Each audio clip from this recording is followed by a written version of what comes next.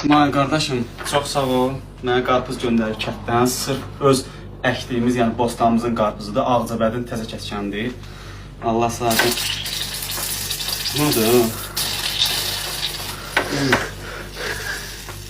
Buna da bu küvrət çox olur. Qıpqırmızıdır, mən bilirəm bal kimi də bu qarpız. Mən inanıram ki, bu qırmızı qarpızdır.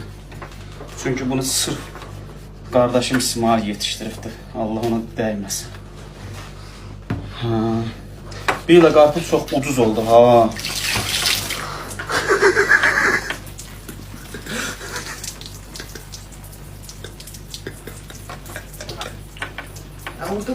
Sen gönderdiğin karpuz içine ne diyeyim ben? Bu ne kadar göndermişsin onu? Nereye karpuz? Camın yakını çeker. Bu ne kadar? Ev ne günah kaldı?